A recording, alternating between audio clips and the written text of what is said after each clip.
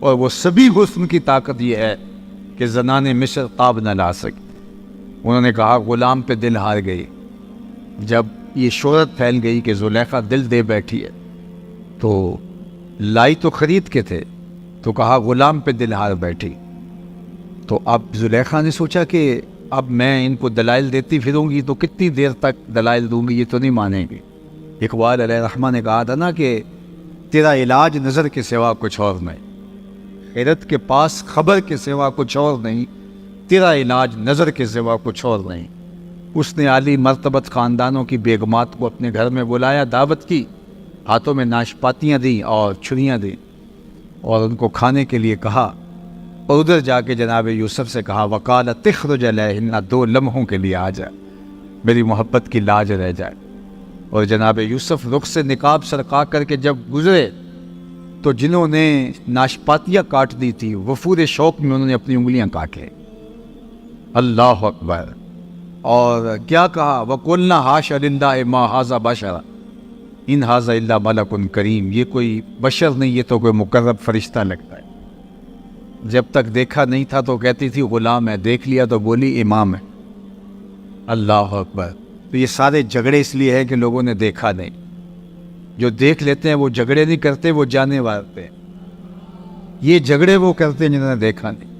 پیر وارث شاہ نے کیا خوب کہا تھا، جنہ ویکھیا نہیں ہو کرن گلنا، جنہ ویکھیا نہیں ہو کرن گلنا، جنہ ویکھیا ہو تے بول دے نہیں، جڑے محرم راز حقیقت دے اور راز حقیقت کھول دے نہیں۔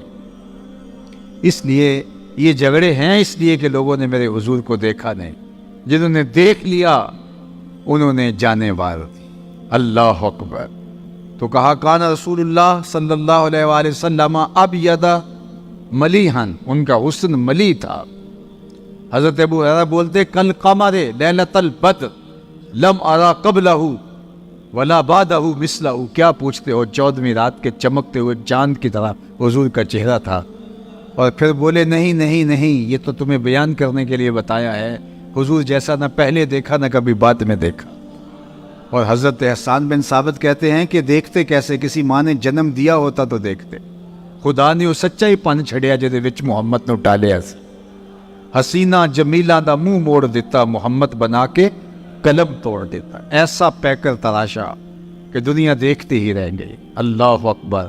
ایسا نورانی پیکر تراشا، ایسا حسی پیکر تراشا کہ زمانے نے جو ایسا نہ پہلے دیکھا نہ بعد میں دیکھا۔ اللہ اکبر۔ لکھاں آئے لوگ زمانے تے، محبوب خدا جیا کوئی نہیں، لکھاں سونے بن بن بیندے نے، او دی خاک پا جیا کوئی نہیں۔ اللہ نے جو جمال دیا، جو خوبصورتی دی، جو حسن دیا، جو چہرے کے اوپر چمک دھمک عطا کی، اللہ اکبر، وہ حضور کی ہی شان تھی۔ حضرت ام المومنین سیدہ عائشہ رضی اللہ تعالیٰ عنہا چرخہ کاٹ رہی تھی اور حضور اپنے گھر کا کام کاج خود اپنے ہاتھوں سے کر لیتے تھے۔ تو حضور کسی کام میں لگے تھے کہ حضور کی مبارک پیشانی پر پسینے کے قطرے نمودار ہوئے، اور جب حضور کے رخ نور پر پسینے کے قطرے نمودار ہوئے تو یہ چرخہ کاٹتے کاٹتے رک گئی۔ تو جب آواز ختم ہوئی، یہ ایسی کھوئی نا حضور کے چہرہ نور پر دیکھتے دیکھتے کہ یہ چرخہ بھول گیا۔ تو حضور علیہ السلام اپنے دھیان میں کام کر رہے تھے، تو جب دیکھا چرخے کی آواز بند ہو گئی تو حضور نے دیکھا تو عائشہ رک کے ٹک ٹکی باندھ کے حضور کے چہرے کو دیکھ رہی۔ تو حضور نے کہا عائشہ کیا ہوا؟ تو حضرت ام المومنین نے کہا حضور آج اگر ابو کبیر الحزلی ہوتا تو اسے اپنے شعر کا مصداق آپ کا چہرہ دکھائی دیتا، جس میں اس نے اپنے محبوب کے رخساروں پر جو ہے وہ شبنمی قطروں کا ذکر کیا ہے۔ تو یہ حضور علیہ السلام کی مبارک پیشانی اور حضور علیہ السلام کا رخ نور، بلکہ حضور بھی جانتے تھے کہ عائشہ حسن شناس ہے، اور آقا کریم علیہ السلام سے جس طرح ام المومنین پیار کرتی تھی، تو ایک دن حضور نے بھی کالے رنگ کی چادر کی بکل کی اور حضور تشریف لائے اور ام المومنین موجود تھی۔ تو حضور نے کہا کیف ترینی یا عائشہ، عائشہ بتاؤ آج کیسا لگ رہا ہوں، آج حسن خود ناز میں آ گیا ہے۔ اللہ اکبر۔ کیف ترینی یا عائشہ، عائشہ کیسا لگ رہا ہوں؟ تو ام المومنین نے جو جواب دیا وہ بھی سنیے۔ سید عائشہ نے کہا حضور چادر کی سیاہی نے آپ کے چہرے کی سفیدی کو نکھار دیا اور آپ کے چہرے کی سفیدی نے آپ چادر کی سیاہی کو نکھار دیا۔ وہ حسن تھا حضور کا کل قمر لیلۃ البدر لم ارا قبلہ ولا بعدہ مثلہ۔ کہا کیا پوچھتے ہو، 14ویں رات کے چمکتے ہوئے چاند کی طرح میرے حضور تھے۔ اور حضرت حسان بن ثابت کہتے ہیں نہیں تم نے کیا دیکھا کہ خدا نے تو اس جیسی شکل ہی کسی کی نہیں بنائی۔ اللہ اکبر، وہ ایسا نور برستا تھا چہرے سے، ایسے انوار پھوٹتے تھے۔ اذا ضحک یتلالأ فی الجدر، جب حضور مسکراتے تھے تو حضور کے چہرے سے نکلنے والی شعاؤں سے اطراف کی دیواریں چمکنے لگتی۔ حضرت انس بن مالک رضی اللہ تعالیٰ عنہ فرماتے ہیں کہ میں 7 یا 8 سال کی عمر کا تھا جب حضور مکے سے ہجرت فرما کے مدینہ تشریف لائے، اور جب حضور کا وصال ہوا تو اس وقت میری عمر 17 یا 18 سال تھی۔ تو کہتے ہیں کہ جب حضور تشریف لائے مدینہ المنورہ میں تو میں 7 اور 8 سال کا تھا، اور لوگ حضور کو دیکھنے کے لیے گئے تو میں بھی گیا۔ تو حضرت انس بن کعب کہتے ہیں میں نے اس دن سے روشن دن زندگی میں کبھی نہیں دیکھا۔ اور دوسری بات کہتے ہیں کہ حضور کے مبارک چہرے سے جو نور نکلتا تھا مدینے کی کچی دیواروں پر اس کی روشنی پڑتی تھی۔ اللہ اکبر۔ ابن ماجہ کے شارح نے لکھا کہ ایک تو ہوتا ہے نا کہ ویسے ہی مانوی روشنی کی بات کر یا جناب آپ آ گئے تو محفل میں نور آ گیا، اس سے تر و تازگی اور روشنی مراد ہوتی ہے، تر و تازگی مراد ہوتی ہے، فرحت اور روحانیت مراد ہوتی ہے۔ لیکن ابن ماجہ کے شارح لکھتے ہیں کہ ایسا نہیں تھا کہ حضور کے آنے سے ایک رونق آ گئی اور اس کو انہوں نے نور کہا نہیں، لوگوں نے واقعی اپنی آنکھوں کے ساتھ مدینے کی دیواروں پر حضور کے چہرے سے نکل کر عکس پڑتے ہوئے دیکھا تھا، اور حضور کے چہرے سے پڑنے والے عکس سے مدینے کی کچی دیواریں بھی روشنیاں بانٹ رہی تھیں۔ یہ حضور کے چہرے کے اجالے تھے، یہ حضور علیہ السلام چہرے کا نور تھا۔ ایک صحابی تھے قتادہ بن ملحان رضی اللہ تعالیٰ عنہ، ایک دن گزرے تو حضور علیہ السلام کو ان کو پیار آ گیا تو آقا کریم نے اپنے دونوں ہاتھ اور ہتھیلیاں قتادہ بن ملحان کے چہرے پہ پھیر دی اور ان کا چہرہ روشن ہو گیا۔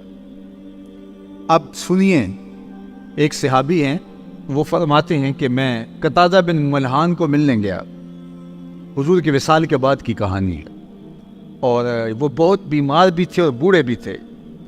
کہتے ہیں میں ان کو ملنے گیا تو وہ چارپائی پہ بیٹھے ہوئے تھے اور میں ان کی پائنتی کی جانب بیٹھ گیا، اور میرا رخ ان کے چہرے کی طرف تھا اور ان کا رخ جو ہے وہ میری طرف تھا۔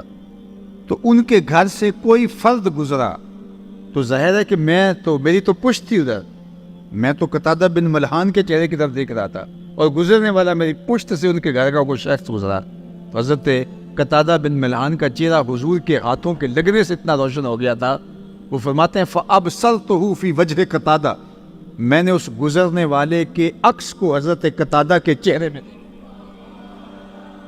اللہ اکبر، جن کے ہاتھوں کے لمس سے چہرے آئینے کی طرح روشن ہو جائیں، ان کے اپنا ہی چہرہ نور کی صورت اور عالم کیا ہوگا۔